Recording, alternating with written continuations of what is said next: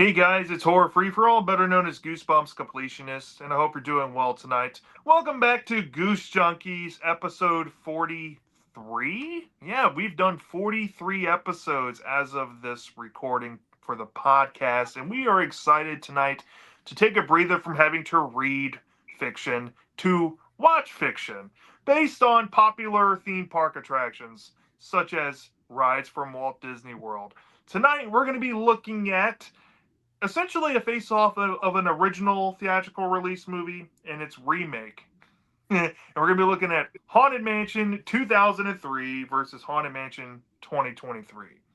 Tonight, I am joined by my fellow co hosts, as always, the Horrorlander and Ultimate Goosebumps Man. How are you guys doing tonight?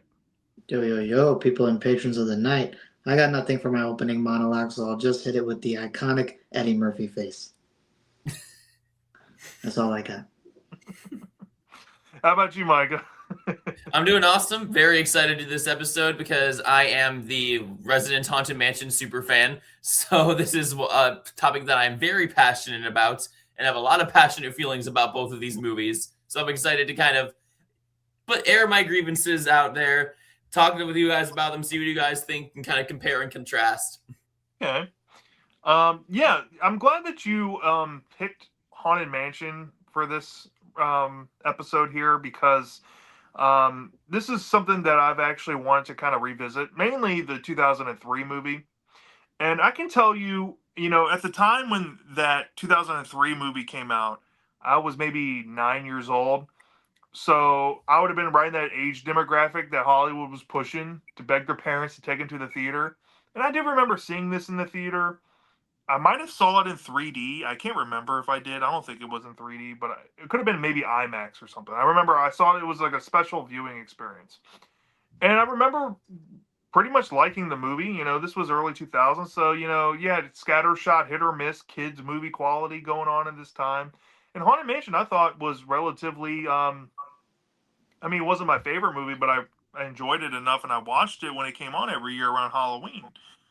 But really, where I think it cemented its legacy wasn't from the obvious critic backlash that the movie got, and you know the the story behind that is kind of fascinating. But you all should go, if you're out there listening, should do your own research into the subject because it's very fascinating on how this movie is perceived by the general public and critics alike. But I think really where it found its success was re-airings on ABC Family. And this is how Disney used to do things back in the day when they had a movie that kind of was a hit, but kind of wasn't a hit, and they didn't do what they expected. They tried to push it on home video and on ABC Family whenever they could. They tried to pump the movie out, try to get more eyes on it, make ads off of them, off the viewers, and make their money back elsewhere. And I feel like this movie's legacy was probably the preamble to what ended up becoming the remake, because people, when they thought back, I feel like the narrative was before the remake came out was when people looked back on the Eddie Murphy movie, they realized that there's a lot of things that could have been done better for fans of the ride, right? And this was, the 2003 movie came out in an era where I think Tower of Terror started the trend in 1997, where they were taking theme park rides that were popular to the masses and bringing them to the big screen. The most popular answer for this phenomenon goes to Pirates of the Caribbean. Obviously, it spawned a whole franchise. It made Johnny Depp basically a household name again after his early 90s career really took off and exploded his career into astronomical proportions. Same with Jerry Bruckheimer and everybody involved there. And it created a lasting partnership in the 2000s, at least, with Bruckheimer and Disney. So when it comes to looking at Disney rides to making the movies, I see the appeal. I'm a massive Tower of Terror fan, right? I grew up watching the 97 movie, and I'm stoked for this new supposed remake if we ever do get it. I think it's supposed to have Scarlett Johansson in it. I'm excited for it if it happens. But, we'll get there when we get there. So when I heard the news that Haunted Mansion was getting a remake, I of course was like, at the time I was a manager at a movie theater, bought tickets, went to go see it, and I liked it. And I think at the time I said I liked it more. So it's interesting now since I sat down and I watched 2023 a few days ago, And then tonight before we hopped on, I did watch a good amount of 2003. I didn't have enough time because I honestly forgot. I was losing track of time because of the weekend getting some stuff done. So I did power through some elements of it, and I came across some things that I think 2003 has over 2023. You know, and vice versa. So it's going to be interesting for this podcast. I don't know if everybody feels the same way, but this will be an interesting comparison nonetheless. So, I guess we'll start off with 2003's movie because this is the movie that has, I guess, the more divisive reputation out there in the general populace. Whoever wants to talk about what 2003 is about, the general setup, and start with your overall thoughts and just pass it around from there. I can take 2003 because I think Michael Okay. would prefer the new one. So for 2003, basically opens up with take a shot if you're used to this in any kids' horror setup. You have a dad who's very obsessed with work and doesn't believe in the occult. But this time it's Eddie Murphy. Eddie Murphy is essentially in a duo kind of real estate agent company with his wife. They're basically partners as well as partners in spouse. They essentially are looking for properties. They've been doing pretty successful selling properties, making money. But the problem comes down to the fact that Eddie Murphy is very opportunistic as a real estate agent. He doesn't know when to stop, and he's always basically taking a bunch of different calls, a bunch of different opportunities, and that becomes prevalent when his anniversary comes up. And he ends up being late to his own anniversary, ends up spending more time with work. And he promises his wife that, we're going to do a family weekend getaway. We're going to spend time with the kids and make up for it. And as soon as that happens, she basically ends up getting this ominous kind of phone call by this strange guy who says that there's a very old manor, the Haunted Mansion, as you'll come to find out, that's essentially up for sale, and they want to get it off the owner's hands, who he ominously calls the Master.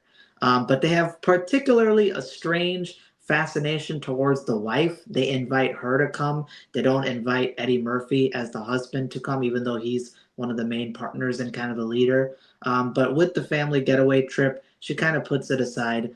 But Eddie Murphy says no, it's only going to take 20 minutes. Let's go head over there and see what they want, kind of have a discussion with them. So as they're about to go pack up for the getaway, they end up going to the haunted manor, looking around, feeling like, okay, was this like a prank? Is this a setup? Because it looks so old and vintage and almost abandoned.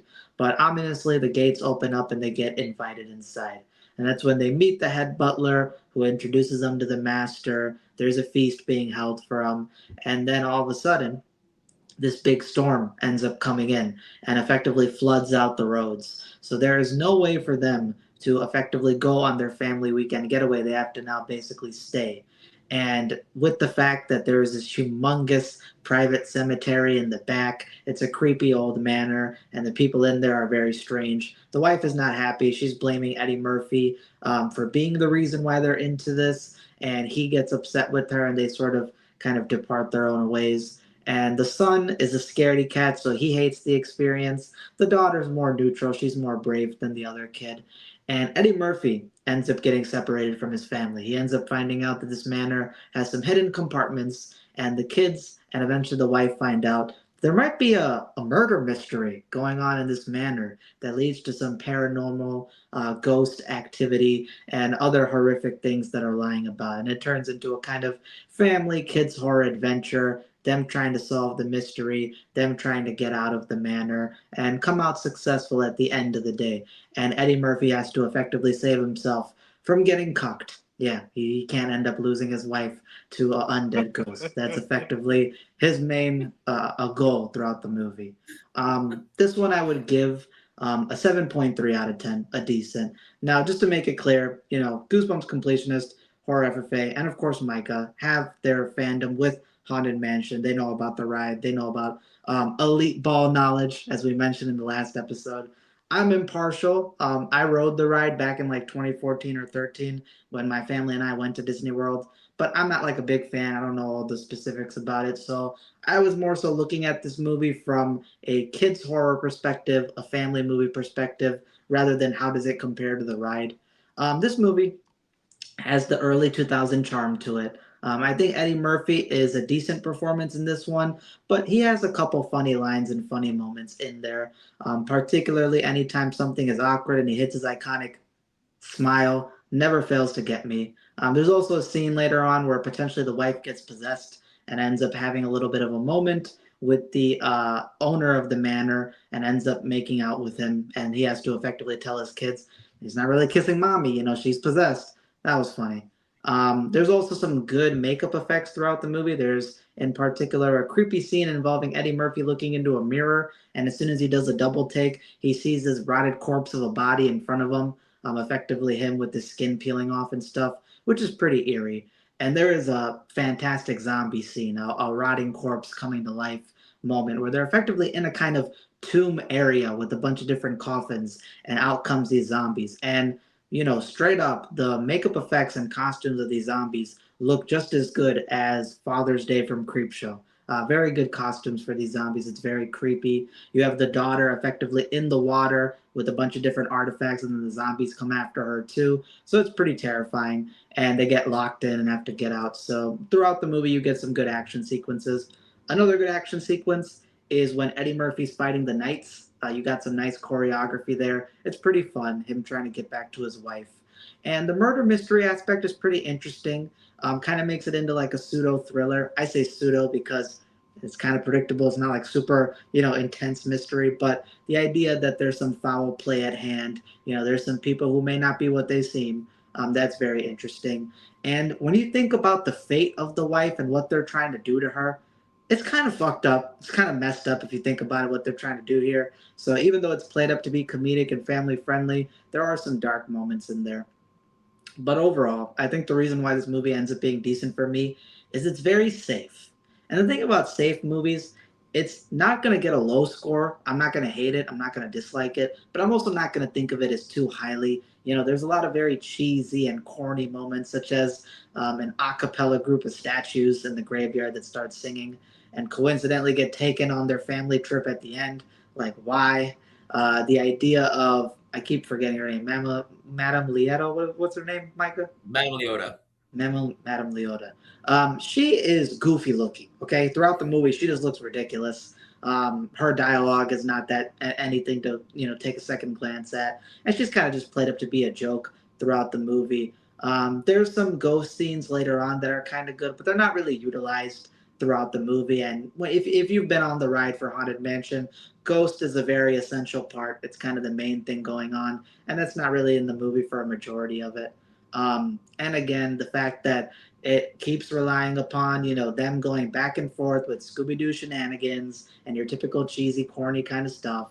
There's not really any risk taken. There's not really any homage done to the ride, from what I've heard. And it just more so tries to play to be a family kids horror movie. And your typical run of the mill kind that you see repeated over and over again, especially us in 2025. At the time, it was a little less saturated, but now I said 2025. No, we're in 2026. I'm not that young.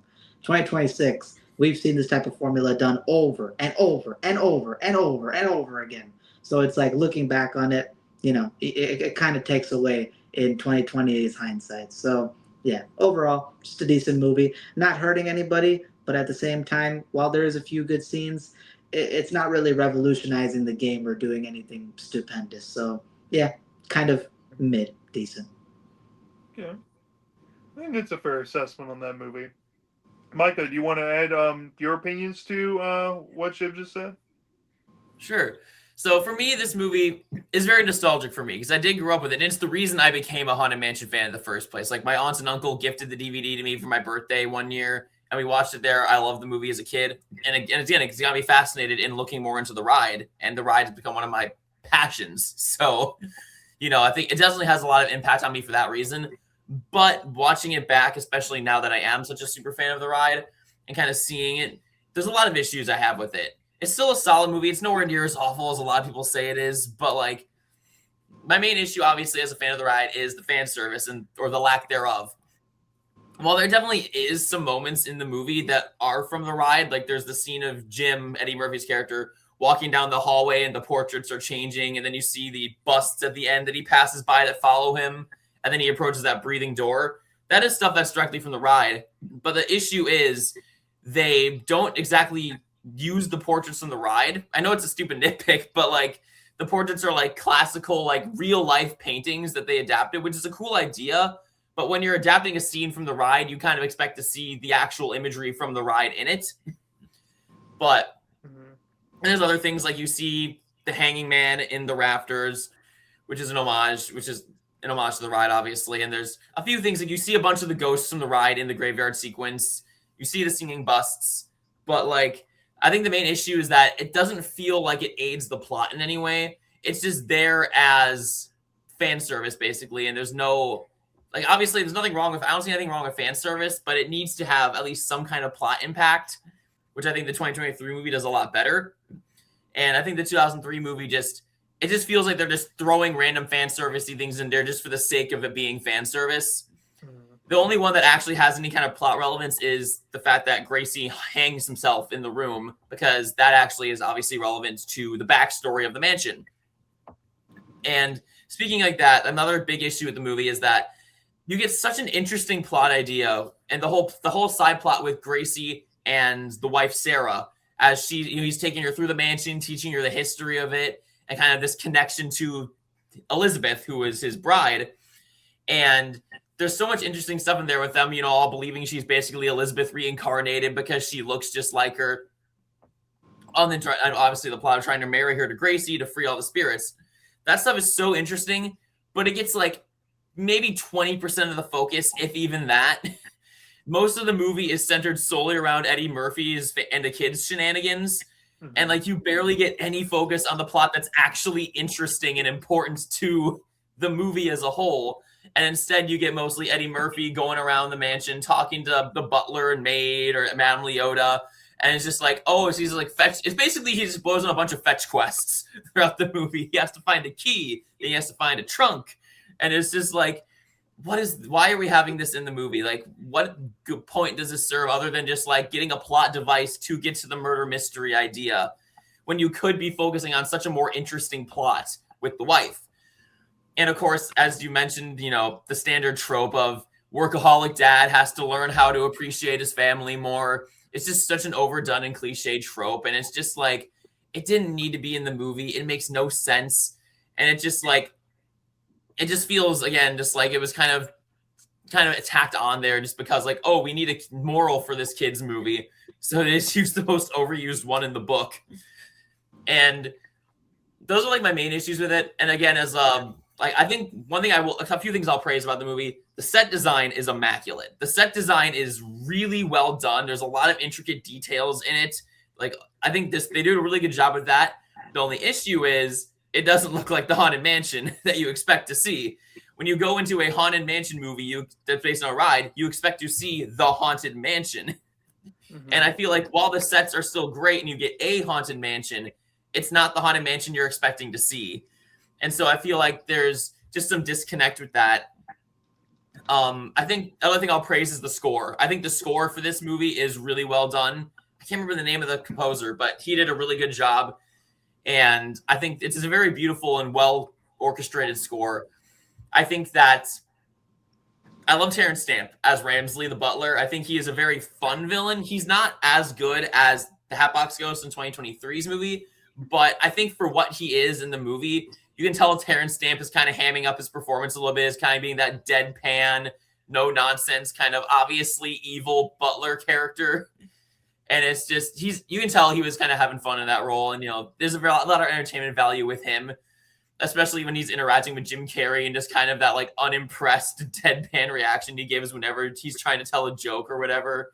I think there's some really good comedic banter in that way.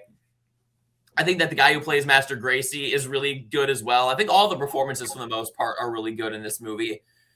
I'm not a big fan of I can't remember the name, like Wallace Shawn, and I can't remember the female actress's name who played the maid and butler.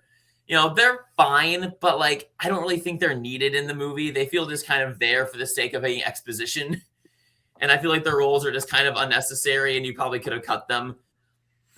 But, as I mentioned, the zombie scene, immaculate. I think that is the best scene of the movie and kind of validates this movie's existence in a lot of ways just for that scene alone. Is honestly, in my opinion, being one of the best like kids horror sequences I've seen in a movie in a long time.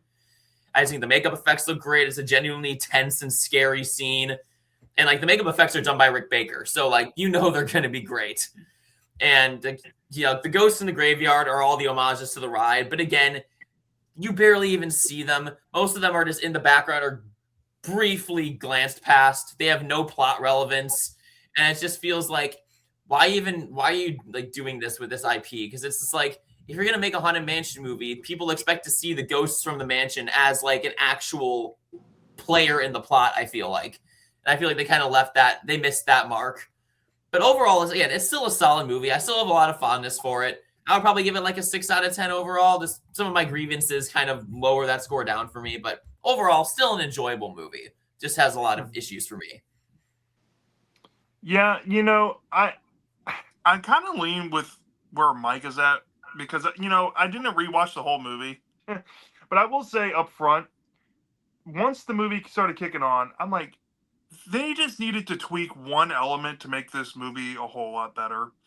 And I don't know if we brought this up yet. I was kind of saving this for the podcast. We didn't go over this before, but I was thinking in my head, I'm like, all they needed to do to fix this movie was, since Eddie Murphy's a workaholic dad who takes his family for granted, he should have went to the house by himself and got stuck in the house, and then his family comes to rescue him, and he spends the whole movie trying to get back to them because he realizes that he's put himself in the Mhm. situation, and it could have been a more deeper introspection with his character, and maybe twisted the motive to having him being the target of the story, being possessed and all that, and the kids find their dad possessed, and then you can still have over the top Eddie Murphy being possessed by ghosts, being different characters, and doing his thing, being comedic. That would have been a much more better movie. Mhm. But given this setup, it just feels like a run of the mill of the time family movie. It reminds me a lot about 1995's Casper when you think about it. Like you had this haunted house, has like this urban legend to it that they find out when they move in. There's hidden compartments in the house. There's kind of a mystery going on, and you find out little bits and pieces as you go along. There's a lot of similarities there. I think Casper is by far a way better movie. And that's not because I'm partial to Casper. No, I think that movie's generally like a good movie. It's made by Ambulance, made with Steven Spielberg, and people involved, so it's quality. Here, this just felt kind of like Disney slop, just like, hey, we're gonna throw together this blockbuster, put it out, see what happens based on a ride. We're gonna put Eddie Murphy as a starring vehicle, and we're gonna write the movie around him. That's what they did here. I mean, that's what it feels like. It just feels like an Eddie Murphy starring vehicle movie that he was given back in the day for a paycheck. Um, in execution, the movie we got reminds me a lot about a movie we already talked about, The Curse of Bridge Hollow, starring Marlon Wayans, where it's almost the same identical problem I have with that movie here, except here it's a lesser degree. And you already brought up a lot of positives I had. Obviously, the practical effects by Rick Baker in this movie are fantastic. I think the set designs are beautifully colored. There's a lot of ingenious and very creative ways that they implement stuff on the set to get you to different like hidden points of this house that I thought were really cool.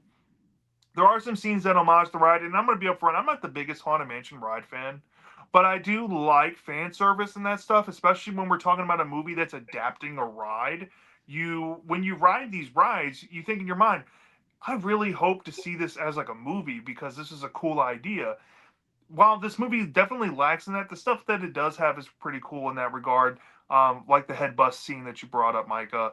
Um, I do think that everybody here in this movie gave a good performance. You had a lot of early 2000s staples in live action movies here, like the what's his name, Wallace Shawn. Wasn't he the voice of like the Rex from Toy Yep. Story? Yeah. Yeah. Yeah. He's Rex from And Toy then you Story. had Terrence Stamp, who was in I think Clockwork Orange by Stanley Kubrick. He's a fantastic actor. He's probably my favorite performance in this whole movie.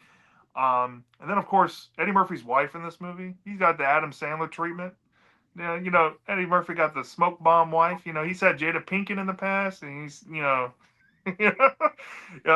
This I don't know this lady's actress's name. I think you know it, Micah. I She's believe it's Marsha Thompson. I might be yeah, Marsha wrong, but that's Thompson. that's in my mind. Ooh, Marsha Oh, Thompson. looks like All she right. was looking it up. Let's put her in more movies. All right. I was just saying.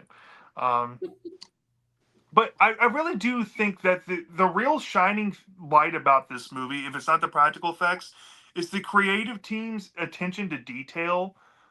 Even though it's not really paying the best respects to the ride as it could, the colors, the way the film is color hued, and even certain shots were for its time pretty creative. Um, and I will say the rising tension to the final act is pretty messed up. I did fast forward to that bit because I wanted to catch my drift on the climax. I missed all the context behind it, so I had to ask y'all before we got on to remind me what that was, but then I remembered it. But yeah, like that was pretty cool. I don't like the hunky doriness to it. It is kind of it's kind of tongue in cheek cornball, yeah, typecasted Disney stuff that we come to expect. Like we say all the time, this feels like a decom. This movie feels like a Walt Disney Studios slop. I don't know what else to say to describe it, but that's probably the best way to put it. Um, I just really feel like this movie it's missing something in it to make it special, and I think a lot of it has to do with the characters. I feel like the character narratives in the story, while the plot progression is way faster paced than what we're going to talk about next. It's a short and sweet movie. It's not it's inoffensive. It's over and done with before you know it. But I just feel like the story in like I guess the point of the movie is missing something. And when I say by point, I mean like what was the arrival point of the journey you just went on? When you sitting down and digest what just happened, does the guy appreciate his family more? Yeah, probably. If that's the point, then sure, it succeeded in that. But I feel like there just needs to be more than that. I don't really feel like we got it. We got enough of a character exploration with Eddie Murphy and him having to go through things that we probably wanted him to go through, and the kids even. The kids arguably in a kids horror movie should be more of a spotlight, like a Christina Ricci in a Casper, right? But these kids, they just serve the archetype role. Hey, we got the know-it-all daughter and the scaredy cat brother. Why not go ahead and just play up those stereotypes and be as surface level as possible? It is what it is. I probably give the movie like a decent, maybe like a 3.3 out of 5 stars. We were like a 6.6. Um, I can't quite call it good because objectively, it depends on what parameter you're using. I just feel like the movie just compared to 2023, which I find genuinely good, has those elements I'm looking for to call it objectively good. So that's just where I'm at. So yeah. Yeah, I think Okay, there's like perfect. you brought some interesting points, especially like the different plot of having Eddie Murphy's character go to the mansion alone. Like, and it'd Yeah. be interesting too, like to make him the target and have it be like the main villain instead of being Ramsley. As much as I love Terrence Stamp, Hmm. it should have been the bride. Make the ghost bride the main villain of the movie and have her almost like targeting Eddie Murphy to be her new husband in the afterlife or Hmm. something like That's that. exactly what I was getting Like, at. because this is like this would have been before Constance Hatchaway, which is the axe murder bride from Bride. This is before she was introduced into it, so it would have been the original bride who was more of a tragic figure, but you could have twisted her in a villainous way. And I feel like that would have been such an interesting plot as well, because again, like it also have him realize like this woman is like trying to marry me, and he's like realizing like, oh, I've been taking my wife for granted, and like I've Hmm. like kind of failed to realize how good I have it because like now I may be stuck with this for the rest of my eternity. Yeah. That's honestly like the first thing I realized. I'm like, that's all they need to do to make this a better movie is just tweak this one element, and would have been a better product. The family could have come rescue him, and we could have gotten the kids overcoming his fears, and the daughter kind of like maybe being humbled, and maybe the wife learning that maybe her husband working isn't a bad idea, and spending time away, but her learning that lesson too.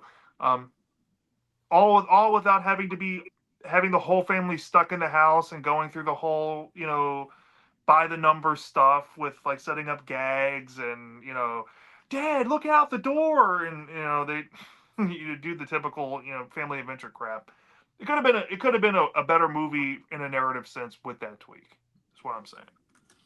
Also, for those who don't know, Eddie Murphy's kid, the actor in the movie, I think his name's Mark Jones Jeffries or something like that. He was in Crybaby Lane. He's the best friend of the main character in Crybaby Lane. So, actually, pretty cool that he went from like a side character that meant nothing in Crybaby Lane when he was younger to now he's literally in a movie with Eddie Murphy.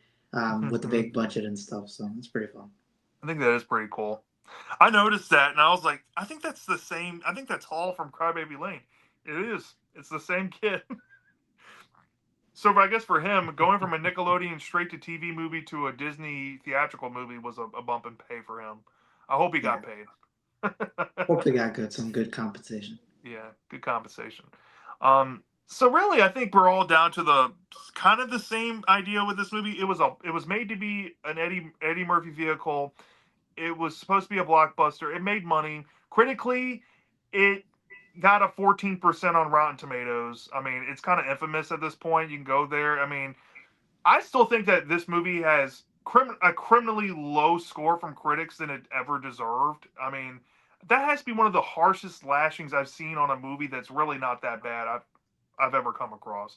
And people out there that think this movie is that bad, Godspeed to you. But come on, let's all be real, right? So this had to be the propping point in discussion and I guess the roundtable of Disney execs when they came up with the idea to remake Haunted Mansion. They wanted to kind of rectify the bad taste that they put in people's mouth because Pirates was a success. Why didn't Haunted Mansion succeed? Right? Haunted Mansion's probably still one of the most profitable rides all these years, and it's been open since really the beginning of the park. Really, so we get 2023's Haunted Mansion, and critically, it does better. I think it made more money. I think.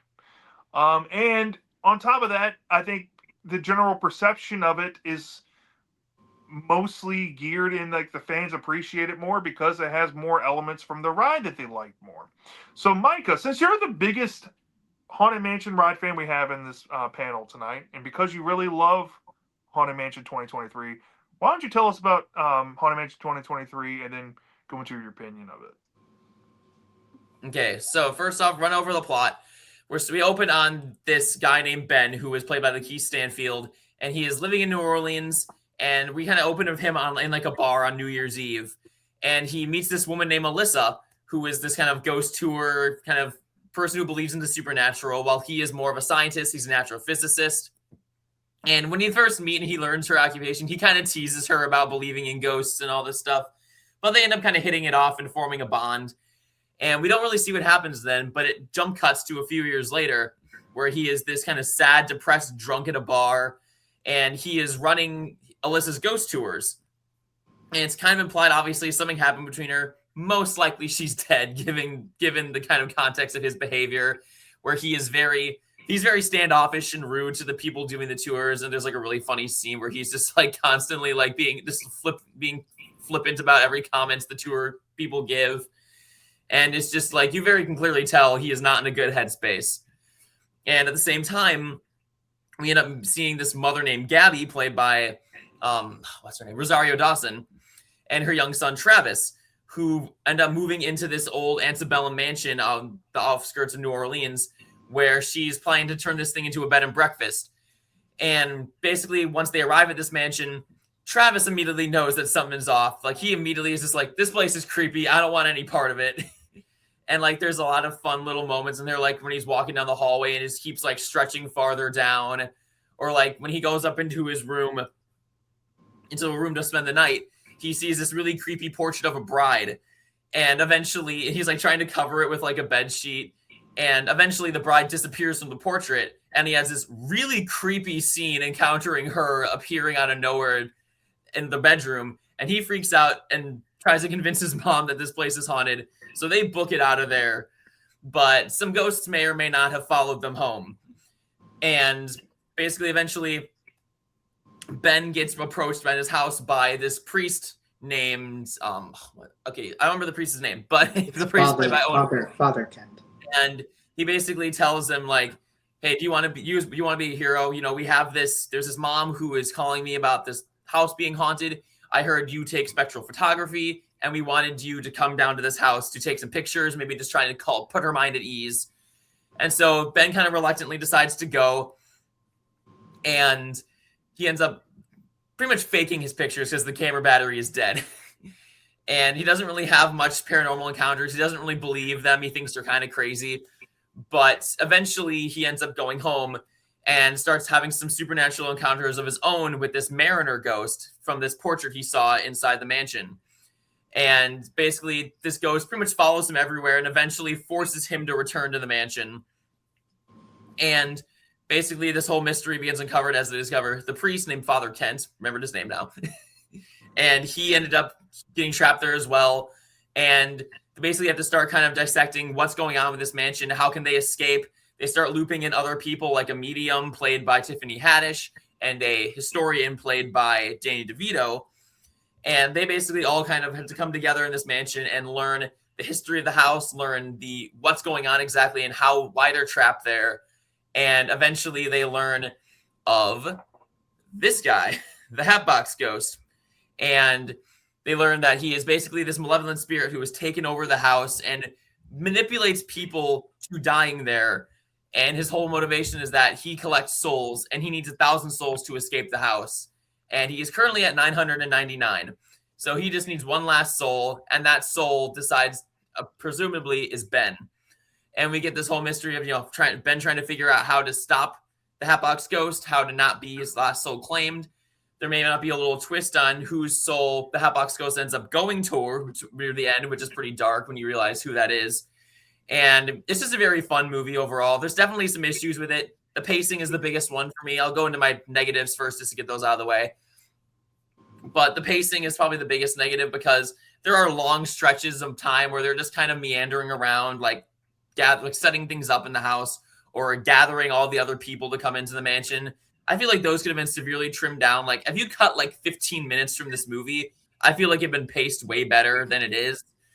And, there's just a lot, or either that, or again, replace these scenes with a bit more ghost action, because you do get a lot of ghost stuff in this movie, but I feel like it maybe could have been expanded on a bit more in those sequences that drag out. I think that another big issue is there is an overabundance of product placement in this movie, like an egregious amount of it. To the point where they're just like blatantly saying the product. Like, there's a moment like where they're trying to contact William Gracie in the seance room, and Tiffany Haddish's character is like, if you have a note, take this pen and paper from I bought at CVS and write down the line. And you're just like, why? We don't need to specify where she got this from. Or like, even like there's some times where it's fine, like where they randomly get Burger King on the drive back from like the other mansion that they visit. Like, something like that is fine, but like there's so many times where they just blatantly say a product out loud, and it's just like, it's not needed, it's stupid, and it just makes no sense in the plot. And I think there's a couple ghosts that could have been utilized a bit more. I kind of wish the hitchhiking ghosts got more screen time, because you get one little scene of them in a dream sequence where the three of them encounter Ben, and that's it. And there was apparently a deleted scene where you actually see them like trying to hijack some cars when Ben is in the spirit realm. And it's just like, I kind of wish that was kept in, because like they're like some of the most iconic ghosts in the ride after the Hatbox Ghost. So to see them barely get any screen time is a little disappointing. And I feel like there's also a plot point that could have been utilized more, where Ben is in the spirit realm basically during this like reverse seance they're doing, where he first meets the Hatbox Ghost. And while he's in there, another ghost ends up possessing his body in the physical world. And it's over in a second. Like, you barely get him being possessed. And I kind of wish they did something more for like a little bit of the movie where Ben himself is trapped in the spirit realm and his human body is being possessed by this ghost and trying to like fool the family or manipulate them or whatever. I think that would have been a little bit more interesting to expand upon a bit more, because it's just like, why introduce the concept of him being possessed when you're barely going to focus on it? And that's really it. Those are my only real big negatives on the movie. I adore this movie. As a fan of the ride, there's so much great fan service in there, from the sets looking pretty much ripped directly from the ride, anything from the ballroom to the attic to the stretching room even, which is probably one of my favorite scenes in the movie. I think they adapted the stretching room in a really fun way that kind of ties into the plot, which is another thing I appreciate, is that a lot of the fan service actually feels important to the story instead of just kind of thrown in there for the sake of it being in there. Because like the whole idea of like the stretching room, for example, is that the Hatbox Ghost is trapping Ben and Travis in there to keep them from escaping. And again, that's just a very fun sequence, and it's a really creative way of how they adapted it. I think that, there's just, and again, a lot of even small nods, like Tiffany Haddish's character when she's ejected from the seance room in like that black curved chair and it's moving her Mhm. out of the house is direct homage to the ride vehicles. And like there's just other little fun details like that. I think the Hatbox Ghost is an incredible villain, honestly. Like for being played by Jared Leto, he is a surprisingly good villain. I think he is very intimidating. He is genuinely creepy at times. He has a very sinister motive, especially near the end. And I just think he's a very well done villain overall. I think that just all the other ghosts that we do see are very fun. I love the sequence where Ben encounters Constance Hatchway, the bride, in the attic. I think that's it's a short sequence, but it's a very fun sequence. Like it plays up some of the visuals, like where he sees his head missing from the mirror. And then you see like in the mirror corner, there's like a brief like outline of Constance's face in the dust. And then when he wipes it away, she's just standing there in a jump scare. I think that's really fun. And I do love the scene where he's in the spirit realm because there's a lot of really cool surrealist imagery in there. Like when he's running away from the Hatbox Ghost, there's a scene where he trips and falls onto the floor and suddenly it like opens up into a wall and he's standing upright again. And just other like really cool surreal visuals like that. Or like during the finale when they're trying to go get Travis from the Hatbox Ghost, then like the whole hallway like rotates to separate Ben and oh my gosh, Gabby. I think that's really fun. And they just do a lot like playing up with like the surrealist aspects of the Haunted Mansion ride. And I think that it's just overall a very fun movie. I think Lakeith Stanfield gives a phenomenal performance in this movie. You know, the scene of him recounting his wife's death and like getting super emotional is such a heartfelt and well done sequence just because of his performance. Like it gets me teary eyed when I see that scene because it's just like you just tell like there's so much emotion there. Mhm. And like I love the idea they bring up of like the ghost winks. And I think that's another really big emotional impact because there's actually a story with my mom that kind of relates to that idea in a way where her dad passed away when she was pretty young, when she was like in her 20s, she was in her 20s, but still. And one day when she was in her mom's house and she was like in this den that her dad loved to hang out in, like the phone rang, and when she picked it up, it was a voicemail from her dad, like saying like, "Hey, I'm okay, you know, don't worry about me." And so it's just kind of one of those moments where it's like she kind of felt like it was her dad watching out for her and kind of reminding her about like comforting her, kind of. So that kind of reminded me of that story. So I think there's a little bit more personal connection to that idea. And I really like a lot of those elements in the movie, and it's just the way they play up the idea of grief a lot more. I think that just adds a lot of depth to the messaging of the movie, especially in Travis's character as well, because the Hatbox Ghost does play and manipulate on him as well as Ben Mhm. because of the grief they feel. And I just think that works so well. And it just adds a nice emotional core to the movie that really helps it feel more cohesive. I think the cast has great chemistry. They're very fun together. They have a lot of great interactions and scenes. Owen Wilson is really funny. I think that the kid who plays Travis also has some really funny moments in this movie. And yeah, overall, I love this movie. Is it perfect? No, it has some issues that could be improved on. But overall, as a diehard Haunted Mansion fan, this gave me pretty much everything I wanted from a Haunted Mansion movie. And I gave it probably like a 9 out of 10 overall for me. Pretty solid. That's a pretty high score. That means you love it though, and like as a fan, that's really what you kind of hope out of these movies when you're a fan and you go into them. Like you want to love them, and you're hoping to love them, and when that happens, that's good. Um, I'm not a big fan of like you, so I'm not probably gonna get that reaction. But we've collabed, talked about this movie in the past, Micah. I guess I'll go ahead and take it over. My opinion really hasn't changed about this movie. Other than like one point that I feel like to get this across, I guess I'd have to compare um this to 2003's movie. I love all the positives you brought up. I do agree. The cast in this movie, I think, have better chemistry. I think the character work and how they play off each other is fun, even though some characters are kind of underutilized. But I'll save that for Shiv because he has probably more to say about that than I do. But this time around, looking into it, I do think that the movie just kind of looks a little too drab.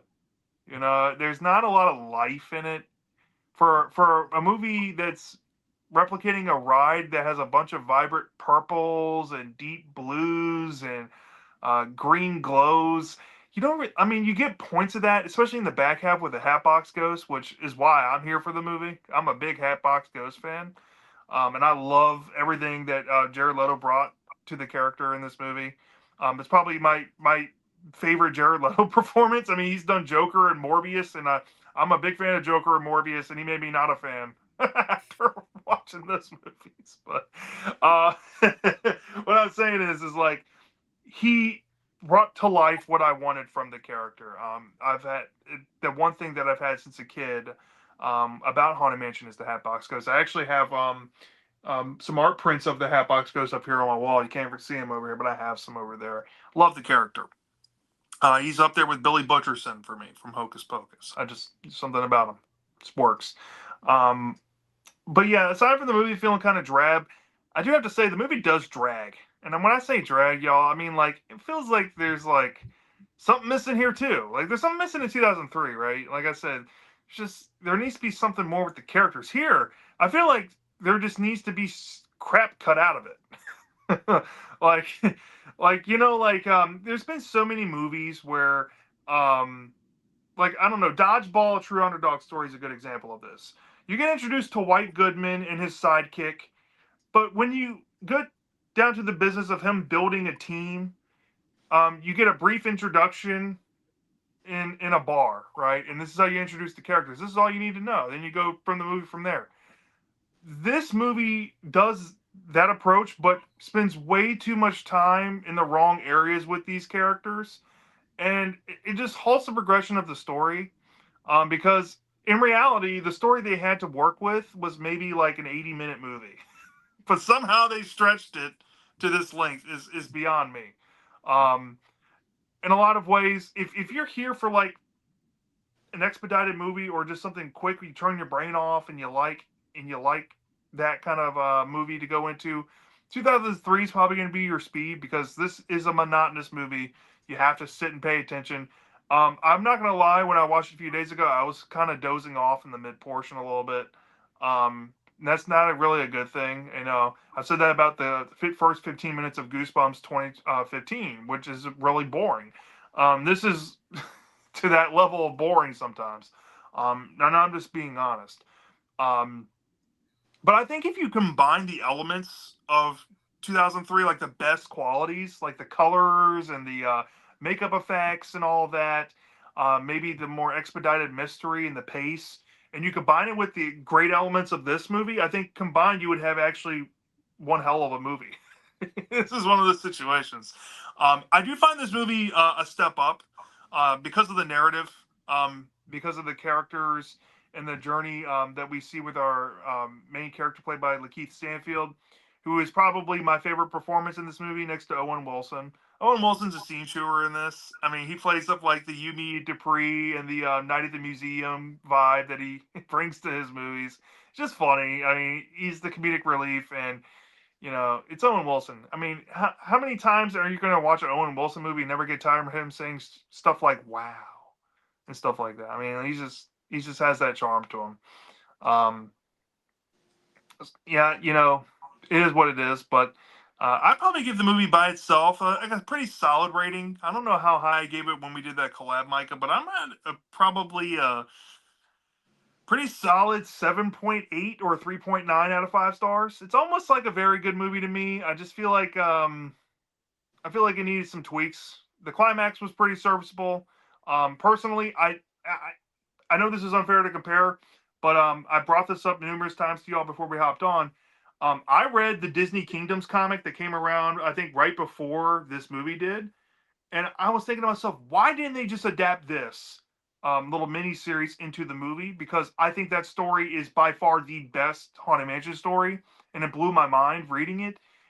It's hard to go from that to this, you know, where I feel like it's a downgrade, so it's going to look inferior. It's probably not that inferior in reality, but it just feels that way. So that's where I'm at with it now. But that's a good plus. It's a pretty solid score for me.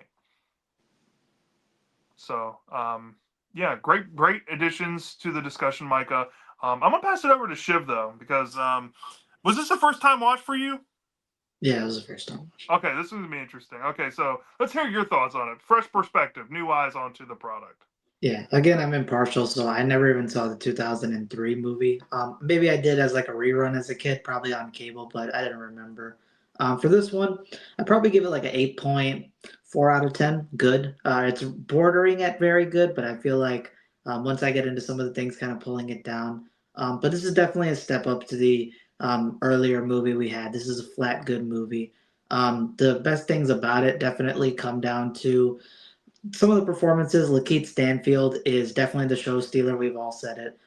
He is a fantastic actor in this movie. He brings a lot of emotional depth. You also see the variety he provides because, yeah, that scene where he's describing his wife to all the different people.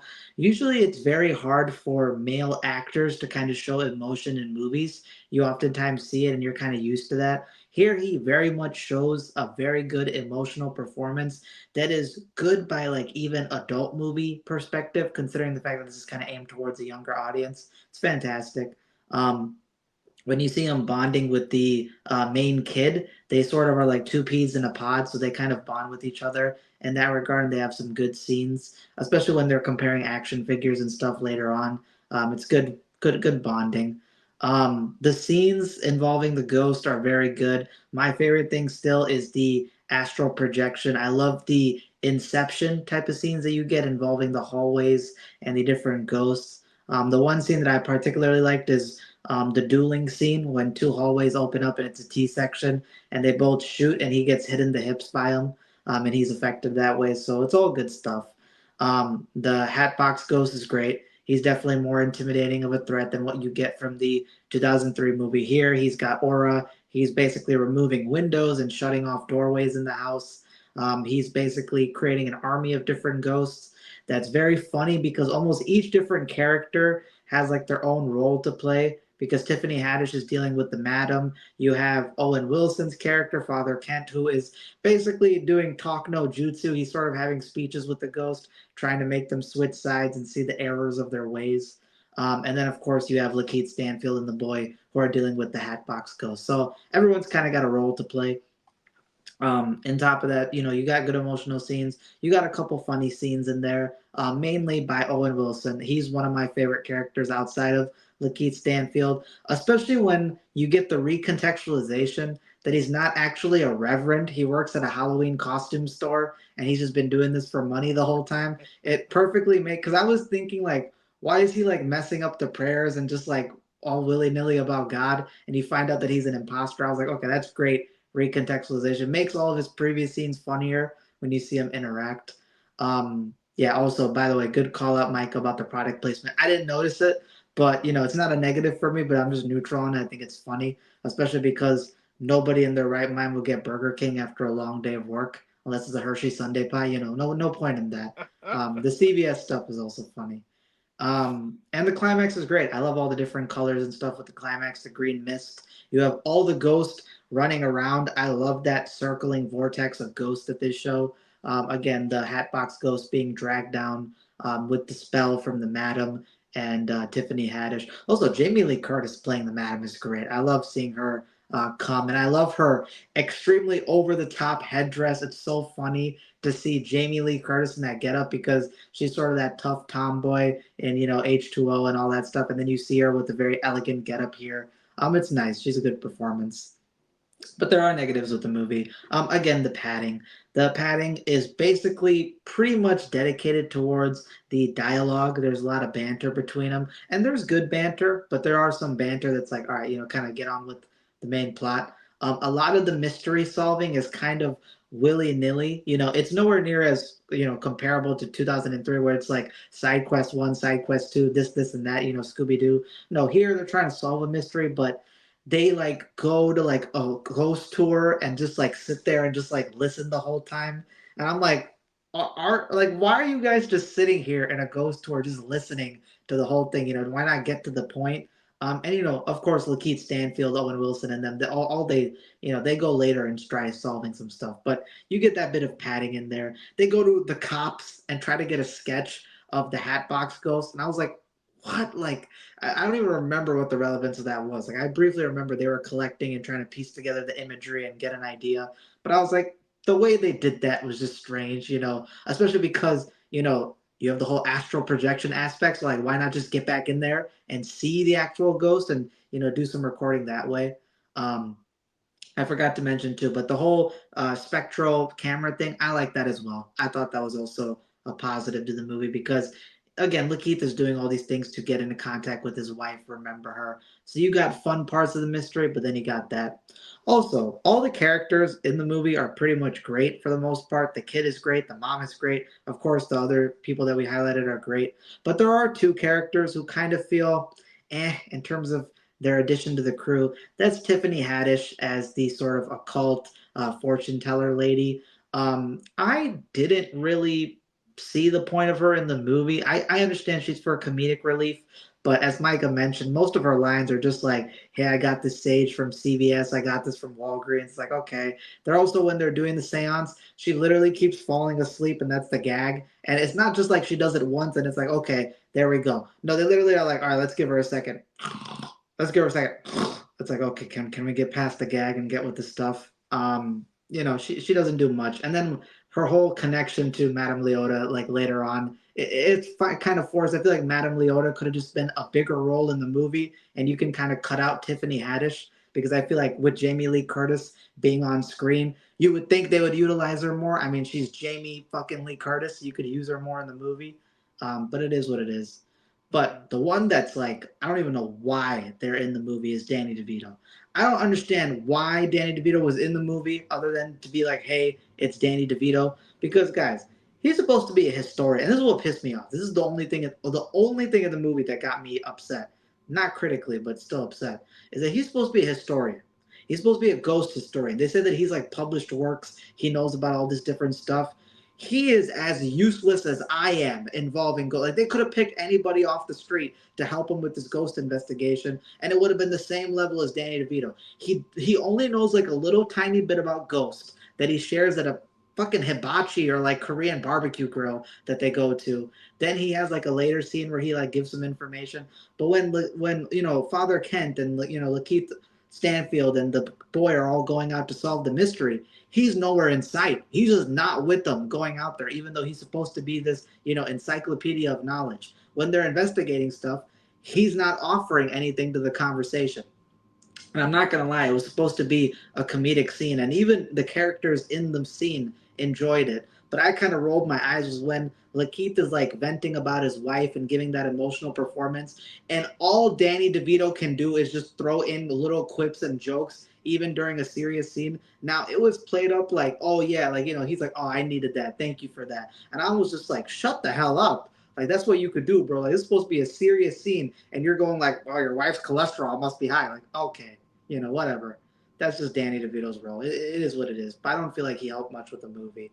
But other than that, it's a good movie. I feel like if you would have corrected some of the padding, maybe cut out some characters, and again, just dedicate more scenes towards the ghosts, the Inception stuff, and just more of the visuals. As Micah brought up, there's a deleted scene with the hitchhiking ghost. You could have had that in there instead of some of that padding. Just with those quick additions, I think I probably would have been closer to Micah in terms of a 9 out of 10 grade. But as it stands, I still think it's a good movie. And if you guys have not checked it out, you should check it out. And if you're a fan of the ride, this is definitely the movie that I think you should pick out of the two. Mm-hmm. Yeah, and I think one of the best usage of that, like the spectral photography scene, was when he's being chased by the hatchet ghost in the endless hallway, and he's Yeah. like constantly like turning around and taking photos to see where he is. It's a short scene, and I wish it was longer, but it's a really cool use of the camera. We kind of Mhm. like get a good idea of like how close he is to him and how much danger he's in. It's just a nice little sequence there. And like, yeah, I think there's a lot of just those sequences like there are just what make it the best. And I think the one good scene with Tiffany Haddish is when she is talking with Ben about his wife not being in the mansion and how it's good that she's not there, and she's the one who obviously brings up the ghost winks. I think that moment with her when she's like recounting like her dad, like what the story about her dad, that is like her best scene because like it's the one time she's more restrained, and I think it definitely is should have been more. Should have been what she was more for the movie.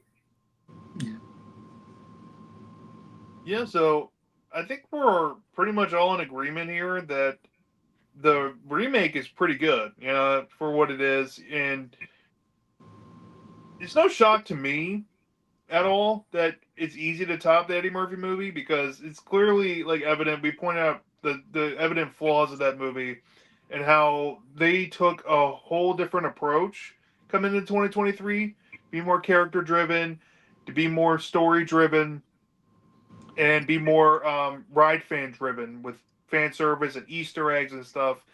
And while that doesn't necessarily make a good movie off the bat just by having fan service and Easter eggs, it is welcomed, and it feels like there's a lot more passion synergistically working with this movie. Um, it depends on what parameter we're talking about, though.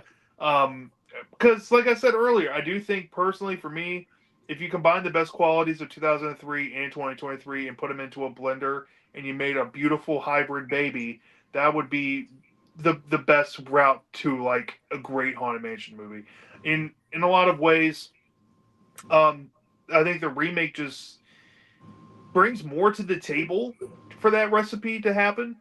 So I can see why I think the consensus here is that 2023 is the better movie, right? Now, 2003 has been airing forever. It feels like for a better part of like 20 years on like cable television. It's become kind of cemented in like that cult classic status. And I do see debates out there on the internet saying, "Hey, 2003 is the better movie." Like I said, it depends on like what side of the bed you wake up on, like or what type of movie you're going into. I feel, but for us, I think we're all on the same page that 2023 is just better, right? So yeah, the remake wins, and that doesn't always happen. I mean, name the time in horror history outside of some remakes from the '80s where the remake is genuinely better than the original. Not too many times. I wouldn't say that. Never say never. Maybe there can't be another Haunted Mansion reboot remake down the line. I definitely think that if they're going to do that, I don't think they would make a follow up to this. I think they would probably try to reboot it again. Because I still think, sadly, this movie didn't do exactly what Disney hoped it would. So they're going to probably view it that way. And if that's the case, Disney, go to your comic. Go to that Disney Kingdoms comic and make that the movie. I'm telling you, making the bride ghost the main villain like the comic did, and involving a kid protagonist being the central narrative in a kids horror movie. Who would have thought that could be a perfect idea for you for a third Haunted Mansion movie?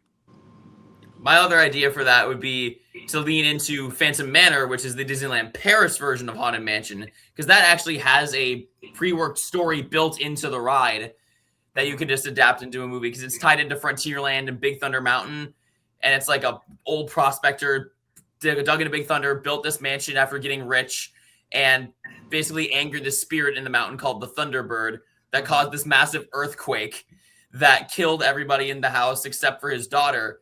And there's like a whole thing where his daughter had multiple suitors who were trying to marry her, and every single one of them died in mysterious ways, all linked to her father. And eventually, after he died, his wife and his daughter ended up meeting this like train engineer who promised to take her far away from the town. And on their wedding night, the groom was nowhere to be found. And it turns out that this phantom, who was the spirit of the daughter's father, lured the groom into the attic and hung him in the rafters. And the whole story is like the bride like wandering through the house, constantly looking and waiting for her groom to return, while the phantom pretty much torments her and invites all of his demonic friends from the afterlife to come into the house. So I feel like that could be kind of interesting to translate into a movie. Yeah. I haven't really looked into the Phantom Manor ride, but I kind of want to now. You piqued my interest. It's really cool. It's a darker version of Haunted Mansion.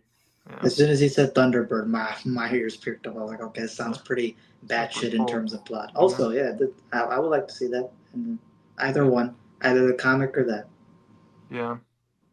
Like I said, my glowing recommendation for Haunted Mass Stories is that comic. Trust me, you're never going to want to see anything else.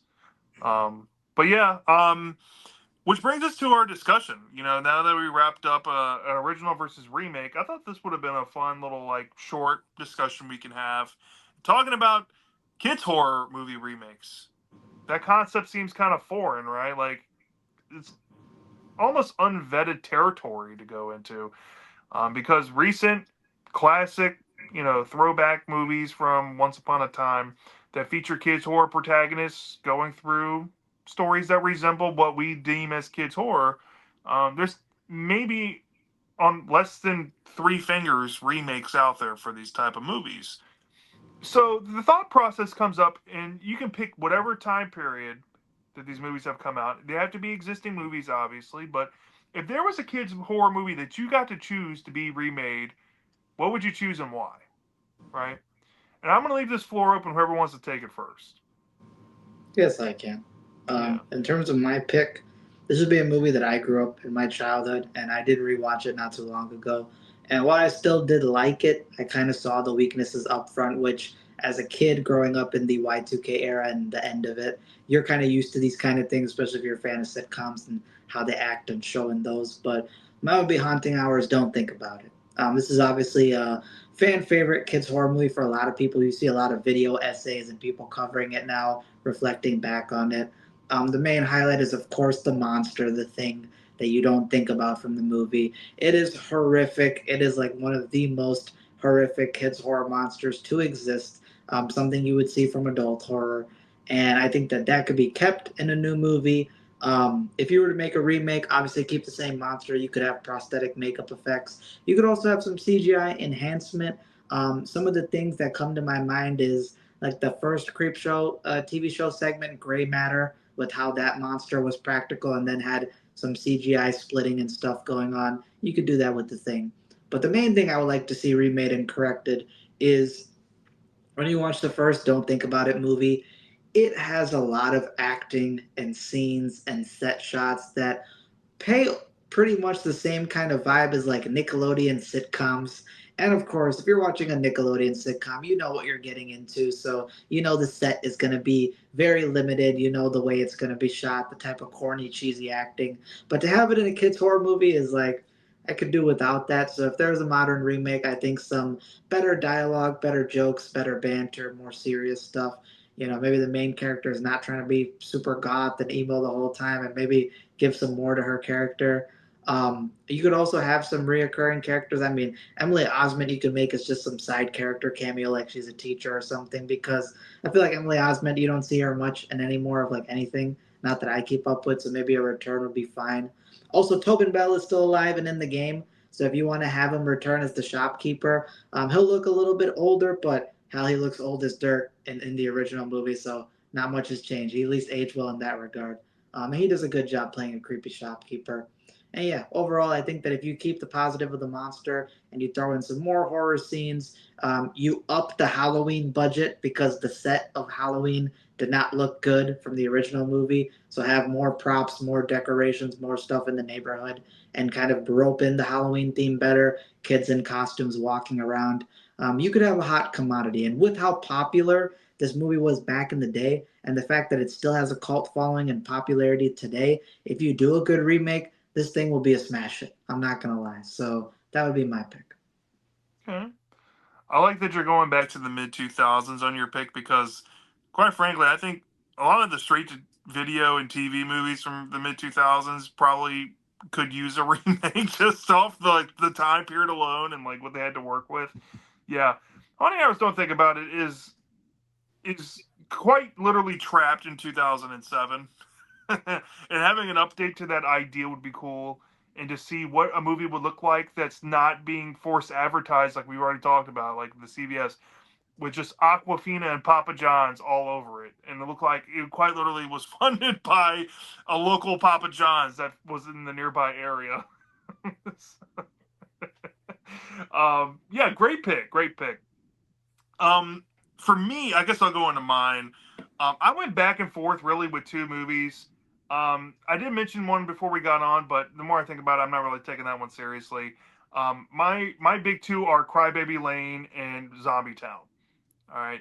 Now, the reason for Crybaby Lane would be if you watch that movie, like there's a creepy urban legend, right? It's a Nickelodeon movie. It's 25 years old.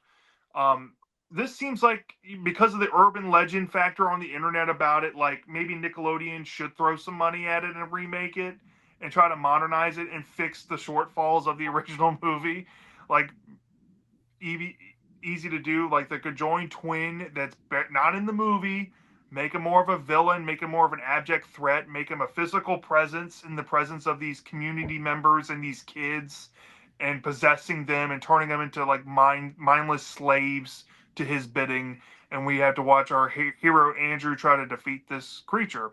There you go. You fix the movie there.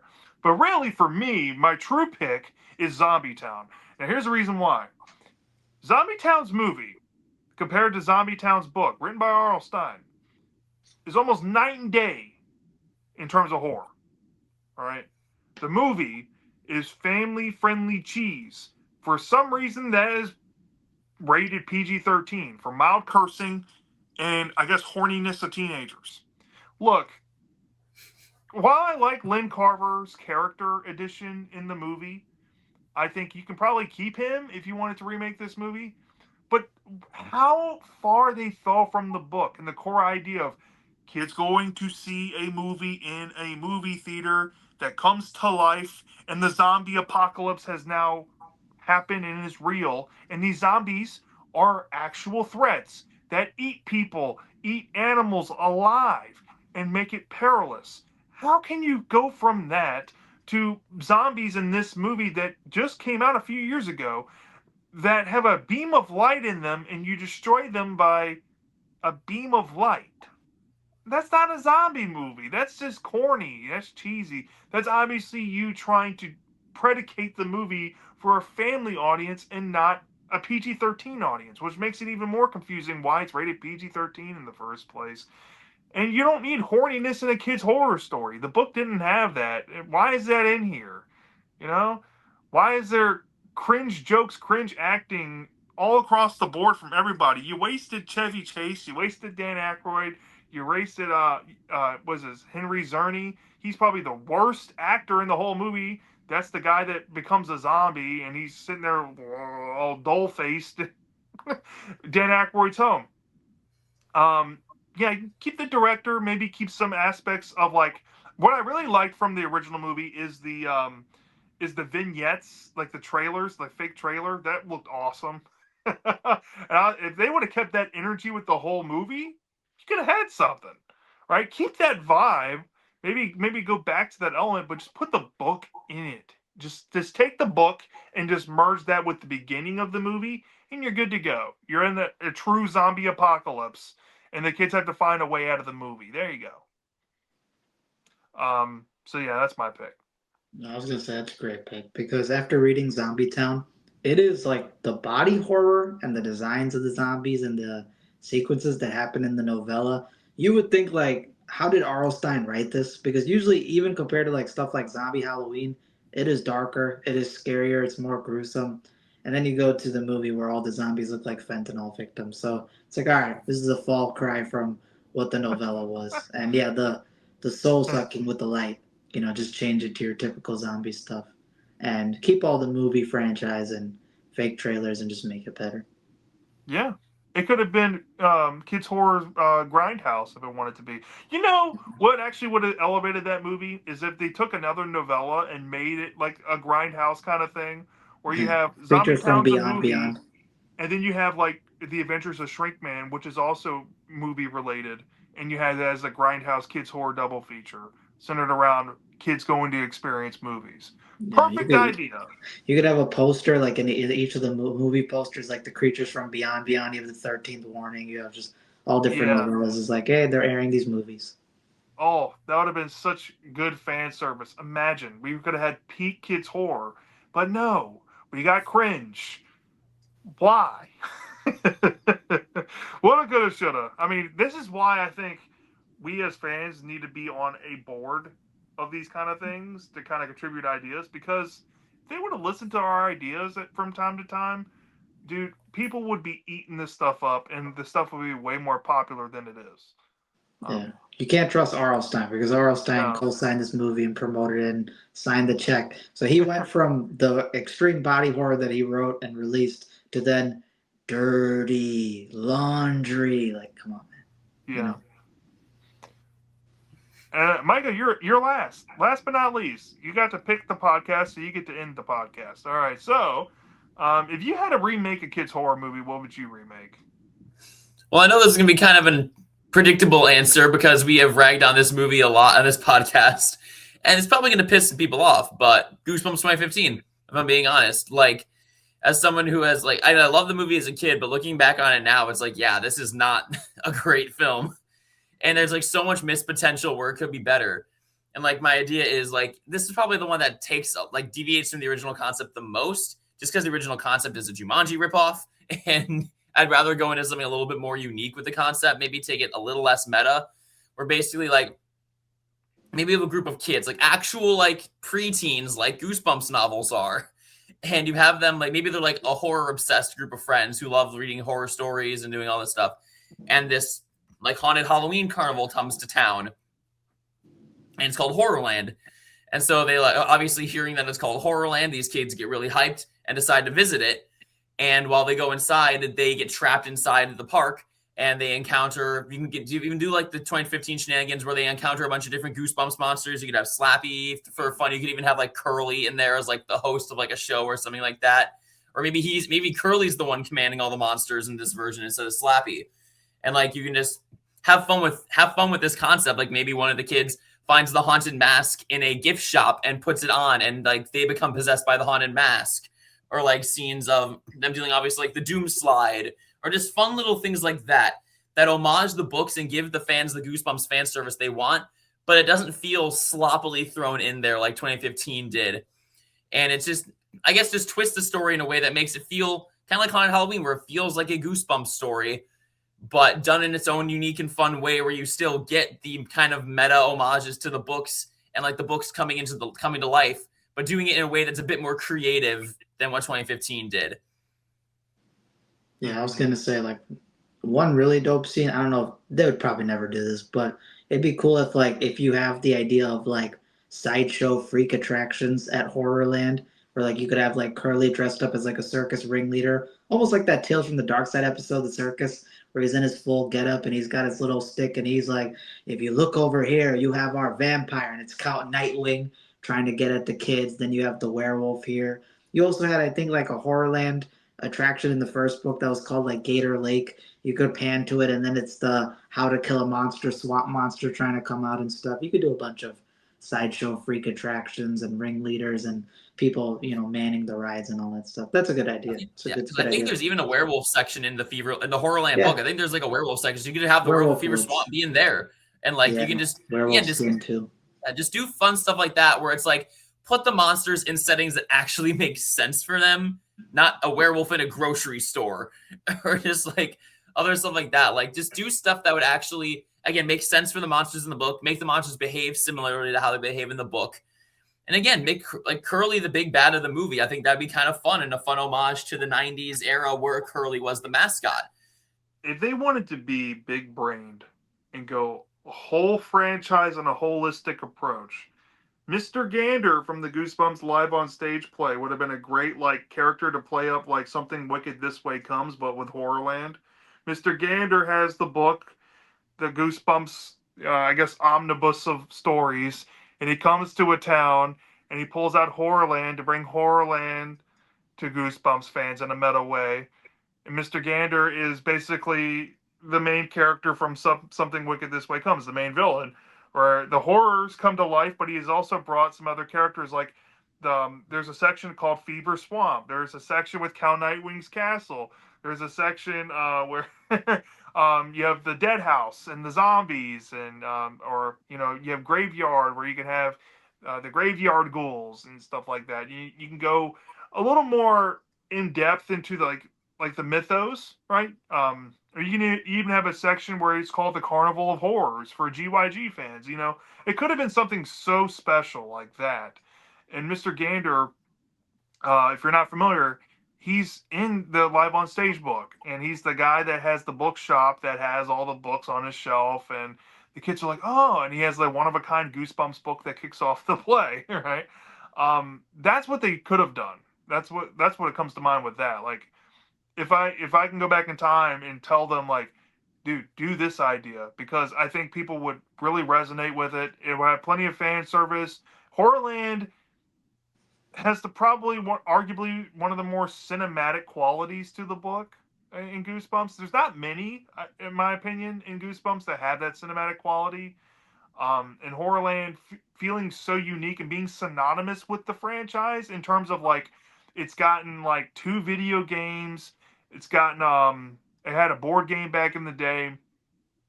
It's one of the most recognizable books from the series. It makes sense to go that route. And I'm on board with the whole Horrorland idea.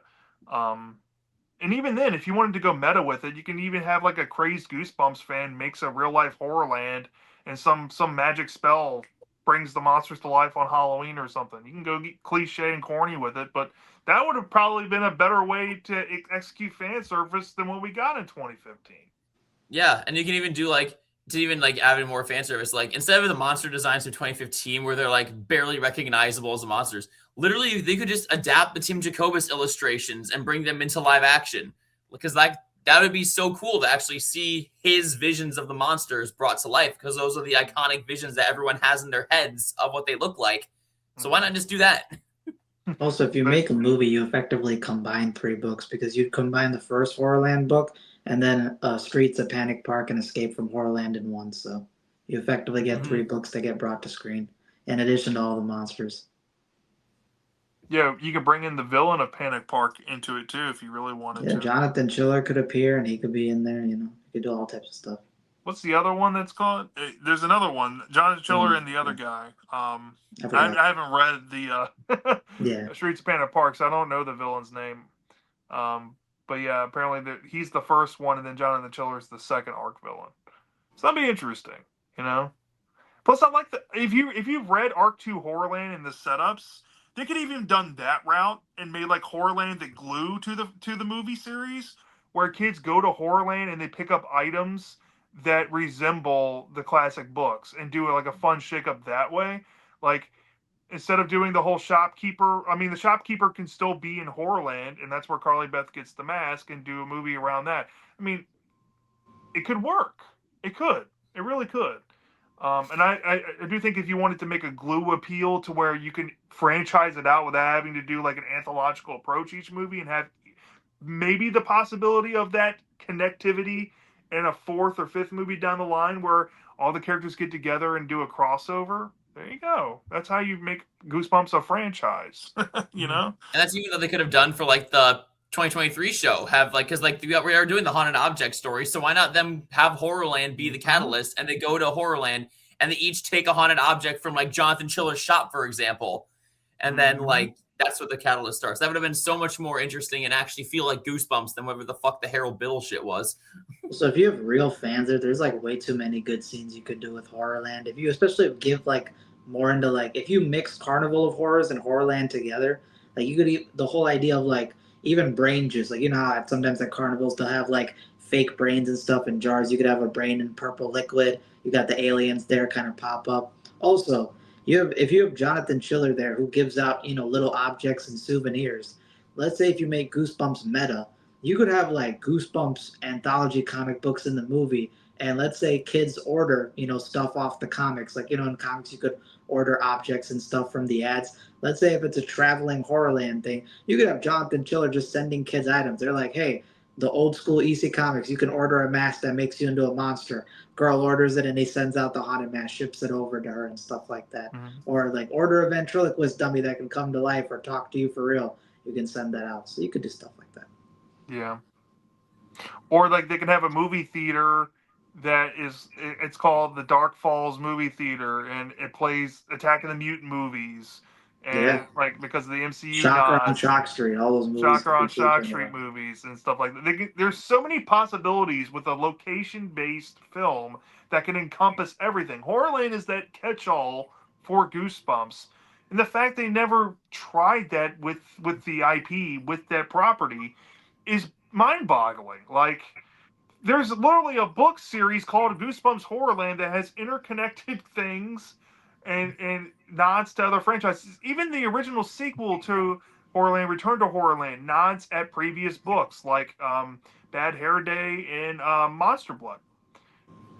Why isn't that in the movies? It also Right? has No. there's insane merchandise material too. So you feel like if they would just choose it just for like how much money they can make too. Because like let's say if you have that movie theater idea, you could have like a popcorn bowl where it's like the Horrorland where it's like looking over the sign, it's looking over your popcorn bowl. You can sell that and make it into merchandise and make money. You can just do a bunch of stuff IRL, Yeah. just based off whatever's in the movie.